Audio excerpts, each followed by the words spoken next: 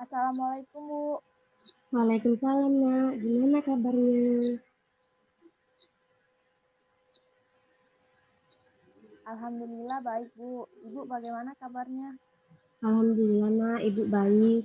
Jadi bagaimana mau mulai sekarang?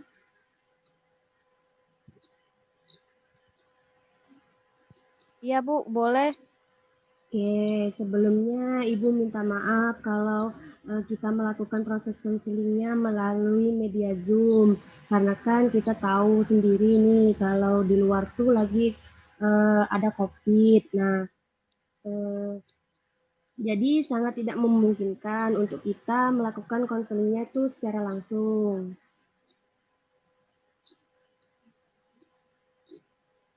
Ya, Bu, benar sekali. Saya juga mengerti kok. Oke, nah hari ini dia bisa menceritakan apapun yang sedang dia rasakan atau alami. Jangan ragu untuk mengutarakan pendapatnya dan juga jangan takut karena apapun yang dia ceritakan ke ibu tidak akan ibu sampaikan ke teman-teman ataupun orang lain karena di dalam konseling ini terdapat beberapa asas. Nah, salah satunya itu ada asas kerahasiaan di mana konselor harus merahasiakan apapun yang diceritakan eh, konseli kepada orang lain. Ya, baik, Bu. Oke, kalau begitu boleh Ibu tahu apa permasalahan yang sedang dia alami saat ini?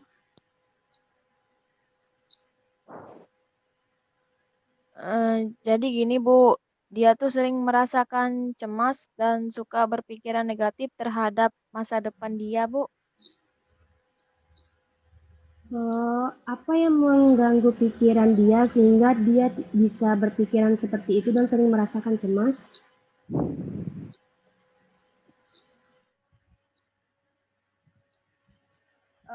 Karena dia belum punya gambaran tentang masa depan dan belum tahu lulus nanti mau kemana dan kerja apa. Dan dia juga sering merasa bahwa dia tidak akan bisa menjadi seperti teman-teman dia yang sudah merencanakan semua masa depan mereka, Bu.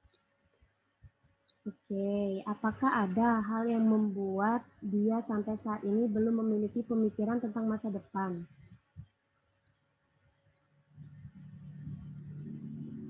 Iya, Bu. Kalau seperti teman-teman, saya kan mereka itu bimbingan diarahkan sama orang tua mereka. Beda lagi sama saya, yang orang tua saya sibuk bekerja, Bu.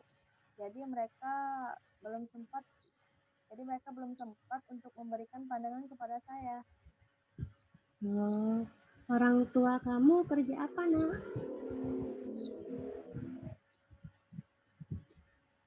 Berdagang, Bu. Dua-duanya berdagang ya? Iya, Bu, berdagang semua. Oke, baiklah. Apa yang Nadia pikirkan ketika cemas mengenai masa depan Nadia itu kalau lagi muncul?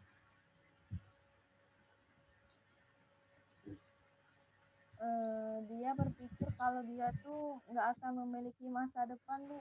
Kalaupun saya ada masa depan saya pun tidak akan sebagus teman-teman saya yang lainnya yang sudah merencanakan semuanya dari sekarang. Nah, dari hal yang dia rasakan, emosi apa yang muncul ketika dia memikirkan masa depan tersebut? Ya itu, Bu, dia merasa jadi cemas gitu.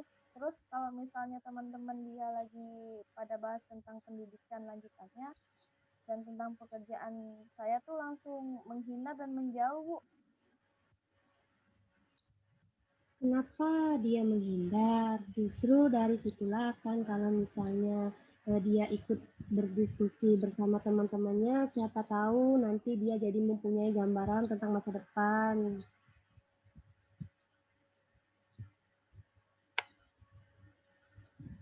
Dia merasa malu, Bu, jika harus ikut berdiskusi bersama mereka karena dia belum memiliki pemikiran yang jelas tentang masa depan. Oh iya ya, Ibu paham apa yang dia rasakan. Nah, ketika dia merasakan kecemasan atau ketakutan itu ada tidak reaksi tubuh yang dia rasakan? Biasanya sih saya deg-degan, Bu, pas teman-teman saya ngomongin kayak gitu. Apalagi jika ada teman-teman yang suka nanya, "Dia mau lanjut ke mana nanti?" Nah, itu dia langsung merasa cemas dan takut gitu, Bu. Oh iya. Nah, dia sudah pernah mencoba belum untuk menyelesaikan permasalahan yang dia alami untuk mencoba menyelesaikan sendiri dengan cara mencari tahu tentang jurusan apa atau pekerjaan yang bagaimana yang sekiranya cocok untuk dia di masa depan kelak.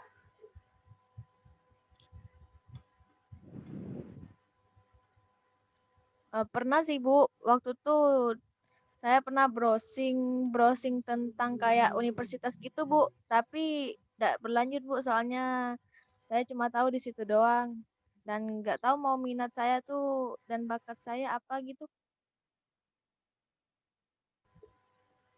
Oke, gak apa-apa nak. Yang penting dia sudah pernah mencoba walaupun belum semaksimal mungkin. Iya, Bu. Nah, sekarang ibu akan memberikan sebuah perumpamaan kepada dia. Coba dia bayangkan, ada seseorang yang sedang berjalan di sebuah padang pasir. Kemudian dirinya terjatuh ke dalam lumpur yang besar. Nah, apa yang akan dia lakukan?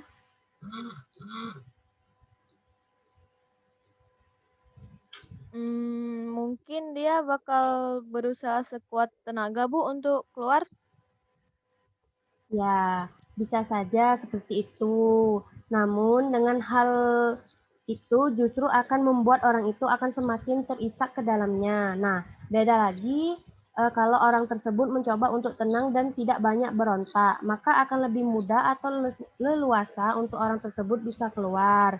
Nah, dia bisa menangkap apa yang ibu maksud dari perumpamaan tadi.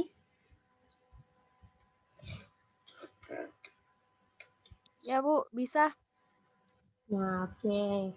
Nah, begitulah pula dengan permasalahan dia tadi. Nah, dia seharusnya tidak menghindar ketika teman-teman dia membicarakan masa depan. Nah, dia juga justru harus bergabung agar dia bisa memiliki pandangan baru tentang masa depan. Karena menghindar itu justru akan membuat dia bisa keluar dari kekhawatiran terkait masa depan. Apakah dia paham dengan apa yang Ibu jelaskan?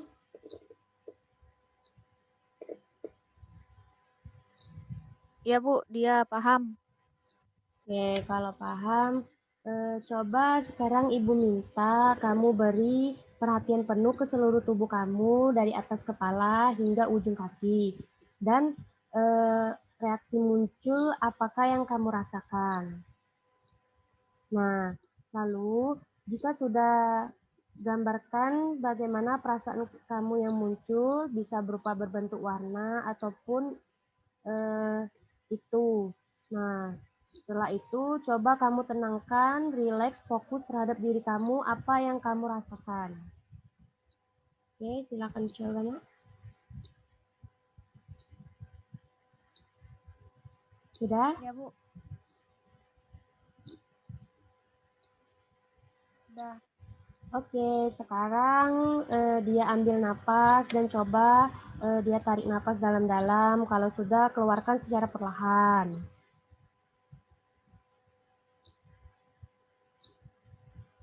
Oke, kalau sudah, coba dia rasakan ketidaknyamanan itu dan bayangkan bahwa dia mampu bernapas dengan nyaman walaupun dia merasakan dalam keadaan yang tidak nyaman itu. Lakukan berulang-ulang, tarik napas, hembuskan perlahan.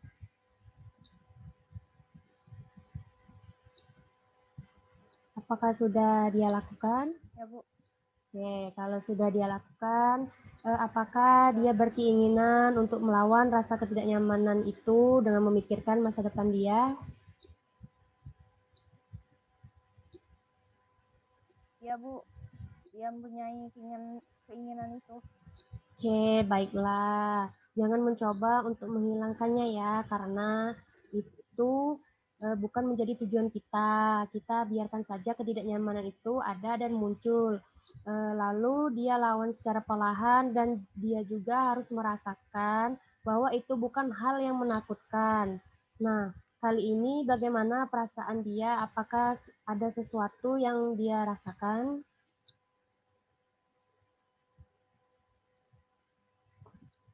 Iya Bu, dia merasakan sedikit lebih rileks dan dia juga merasakan kayak lebih sadar kalau emosi dia tuh muncul ketika dia merasakan kecemasan dan ketidaknyamanan di reaksi tubuh dia gitu Bu.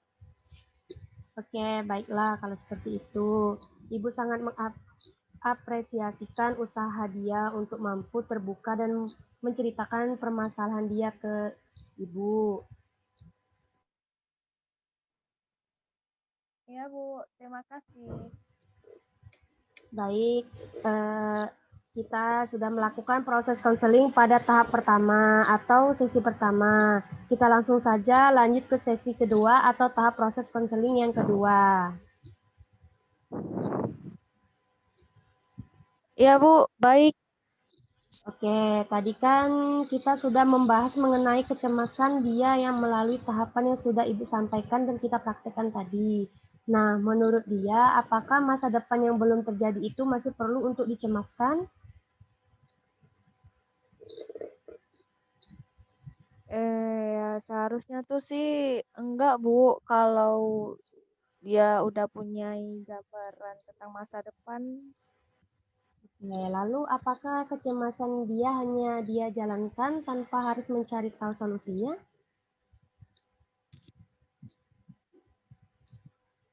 Selama ini dia tuh cuma menjalankan, tapi seharusnya dia tuh harus perlu cari solusinya sih Bu. Ya, kalau begitu, apakah rasa cemas kamu harus terus-menerus menguasai diri dia?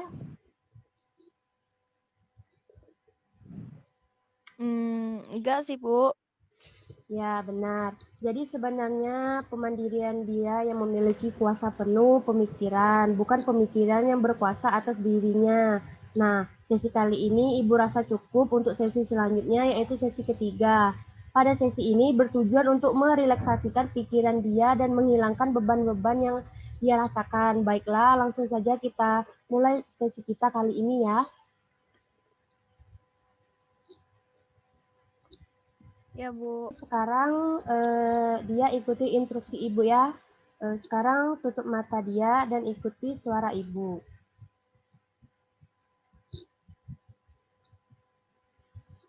Konsentrasi pada diri dia yang berada di sana. Perhatikan bagaimana dia duduk di kursi yang sedang dia duduki sekarang. Nah, kemudian perhatikan setiap sensasi yang muncul dari tubuh dia. Oke, kalau sudah, sekarang dia perhatikan emosi yang dia miliki. Kalau sudah, lalu dia bersentuhlah dengan semua pikiran dia dan perhatikan mereka agar tenang selama beberapa waktu. Nah, lalu ibu meminta dia mengingat sesuatu pada saat terjadi kecemasan. Bayangkan situasinya, lihat semua benda yang ada ketika kejadian tersebut. Bayangkan. Nah, kalau sudah dibayangkan, bayangkan terus-menerus saat rasa cemas itu muncul, kemudian dia mampu menyentuh diri dia dan menyadari bahwa dia yang ada saat ini, dan saat ini dia adalah dia yang ada di dalam keseluruhan hidupmu. Selanjutnya, perhatikan bagian tubuh dia yang terkadang sakit, lemah, dan bisa menjadi kuat. Oke, selanjutnya kemudian perhatikan setiap emosi-emosi yang sedang dia rasakan. Jika sudah, sekarang kita beralih ke dalam area yang paling sulit, yaitu kepikiranmu. Nah, pikiran ini dianggap paling sulit karena mereka menangkap dan mendorong kita sebagai pihak pengamat. Jika hal itu terjadi, dengarkanlah setiap kali dia mendengarkan suara ibu. Perhatikan bagaimana sikap pikiranmu bisa berubah secara pesat. Dia yang awalnya tadi tidak mengetahui apa kemudian mengetahui pengalaman baru. Kadang dia memikirkan sesuatu hal dan kemudian hal lain. Perhatikan pikiran dia semenjak dia datang ke sini dan perhatikan betapa banyaknya pikiran berbeda yang telah dia miliki. Perhatikan bahwa aliran pikiranmu akan terus berlanjut dan dia mungkin saja tertangkap oleh mereka. Namun, kamu juga dapat memperhatikan bagian dari dirimu berada di belakang dan perhatikan semua pikiranmu. Jadi sekarang perhatikan pikiranmu dalam beberapa waktu. Oke, kalau sudah, buka mata dia secara perlahan. Silakan dibuka, Nak.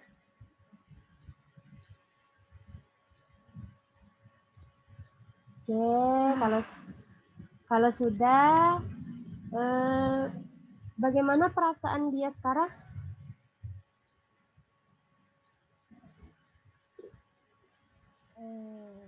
Ya Bu, saya menjadi lebih tenang sekarang. Ini karena saya bisa kayak merefleksikan diri dari unek-unek saya, Bu. Oke, bagaimana perasaan dia saat ini?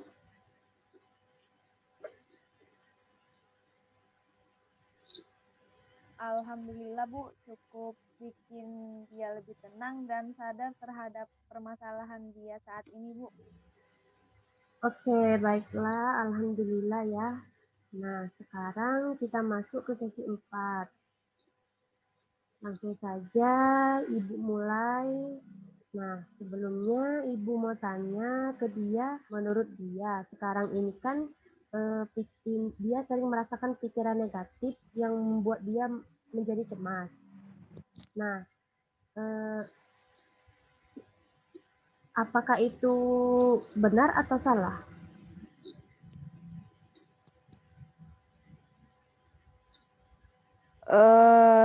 Iya Bu, sebenarnya salah. Seharusnya dia coba buat menghilangi perasaan cemas itu, kayak berusaha mencari informasi tentang pendidikan lanjut atau mencari pekerjaan gitu, Bu.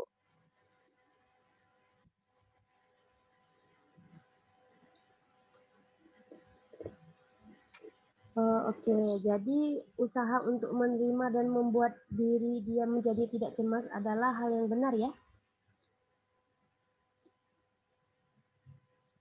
Iya, Bu, benar sekali. Oke, baiklah. Ibu sangat mengapresiasikan usaha dia pada sesi ini. Nah, kita langsung saja masuk ke tahap selanjutnya, yaitu pada sesi 5. Pada tahap ini kita akan melakukan relaksasi selama kurang lebih 2 menit ya. Oke, sekarang ikuti instruksi Ibu ya, Nak. Sekarang dia pejamkan mata dia, duduk Baik, yang Bu. duduk yang nyaman, usahakan senyaman-nyamannya mungkin. Oke, silakan. Oke, kalau sudah nyaman, kemudian dia bayangkan sedang berada di depan pemakaman dia sendiri. Dia bayangkan terus. Nah, setelah dia membayangkan, dia lihat orang-orang yang terpenting di dalam hidup dia itu seperti orang tua, sahabat, teman, pasangan, dan lain-lainnya sedang berada di depan pemakaman dia. Oke, kalau sudah dibayangkan, selanjutnya apa yang ingin dia dengar dari orang-orang tersebut terhadap diri dia selama dia masih hidup. Dia rasakan saja apa yang sedang mereka bicarakan tentang dia selama dia masih hidup. Oke, kalau sudah nanti bisa dia ucapkan dengan lisan atau hanya di dalam hati ya. Oke, Coba kembali buka mata dia.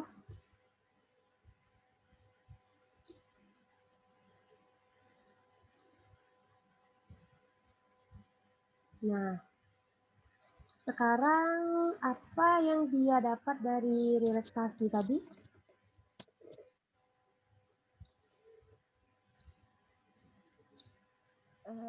Saya kayak jadi lebih kebayang kalau orang-orang yang sayang sama dia tuh kayak ingin saya mempunyai masa depan yang baik gitu, Bu. Terus kayak mereka tuh sebenarnya nyemangatin dia, tapi mungkin cara mereka tuh nggak ngasih pemahaman ke dia gitu, Bu.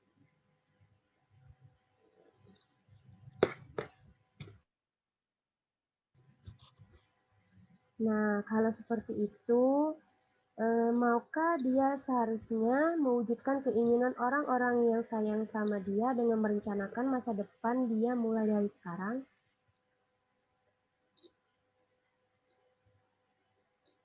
Iya, Bu. Dia akan berusaha. Alhamdulillah, bagus kalau seperti itu, Nak. Nah, sesi kali ini Ibu rasa cukup ya. Nah, kita langsung saja lanjut ke sesi terakhir, yaitu kita akan melakukan sesi komitmen. Nah, di mana sesi ini yang berisikan volume yang merencanakan dalam jangka panjang dan jangka pendek untuk menyelesaikan permasalahan dia. Dan ini dia harus menyusun semua rencana masa depan dia agar dia tidak mencemaskannya lagi. Bukan begitu dia?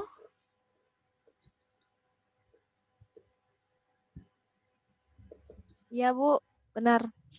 Oke, nah berarti dia sudah mampu memahami permasalahan yang sedang dia alami di sini. Nah, permasalahan yang dia alami dari perasaan khawatir terhadap masa depan dia, namun sayangnya dia tidak menyelesaikannya. Dia justru malah menghindarinya kan. Nah, tetapi dia sempat menyelesaikannya dengan cara mencari tahu jurusan-jurusan yang ada di universitas. Namun dia tidak bisa memutuskan pilihan tersebut karena tidak ada yang mendukung dia dan memberikan masukan ke dia. Apakah benar begitu, Nak? Iya, Bu. Benar. Oke, baiklah. Apakah eh, ada hal kecil yang udah bisa dia jadikan komitmen untuk membantu dia agar bisa melakukannya biar lebih konsisten lagi?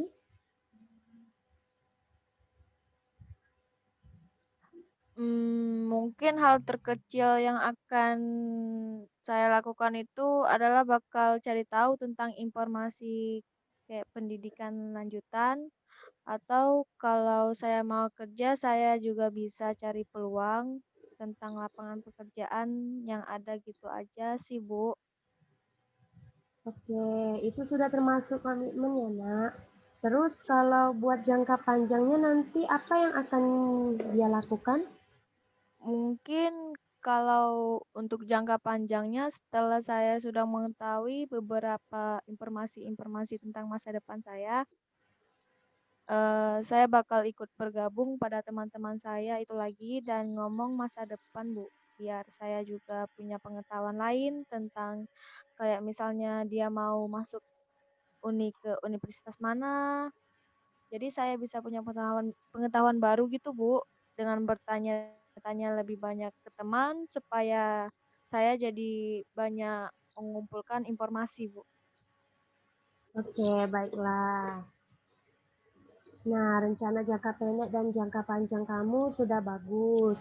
Eh, di sini Ibu akan ngasih saran aja ya. Coba nanti kamu tuliskan apa saja rencana dia yang sudah dia pikirkan saat ini. Nah, lalu silakan dia tulis di kertas atau bisa juga ditulis di buku catatan dia.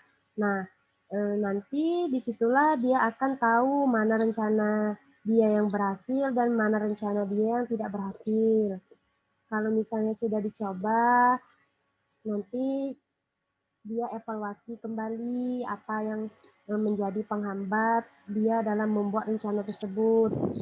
Nah, sudah itu misalnya setelah coba dia refleksikan kembali dan dia harus bisa mengubah rencana lain yang lebih baik lagi agar membuat diri dia bisa menyelesaikan masalah itu dan tidak ada lagi merasakan yang namanya kecemasan apalagi memiliki pemikiran yang negatif.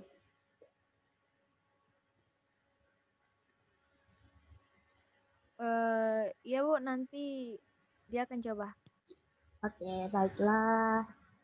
Semoga dia mampu menerapkannya dan semoga dengan ini masalah dia dapat terselesaikan dengan sepenuhnya ya. Amin. Baik Bu. Oke, baiklah. Proses konseling sesi terakhir pada hari ini selesai ya. Terima kasih untuk kesediaannya dia untuk bisa terbuka dan menceritakan semua permasalahan dia kepada ibu.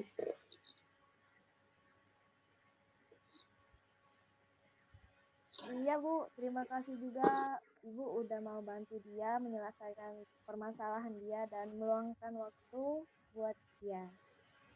Ya, sama-sama. Ibu rasa cukup sampai di sini konseling kita pada hari ini ya. Kurang lebihnya Ibu mohon maaf jika ada salah kata. Semoga apa yang kita lakukan hari ini bisa membawa perubahan besar kepada dia agar dia tidak merasakan kecemasan lagi dan berpikir yang negatif. Iya Bu, amin. Oke, kalau gitu Ibu akhiri. Wassalamualaikum warahmatullahi wabarakatuh. Ya Bu, Waalaikumsalam warahmatullahi wabarakatuh.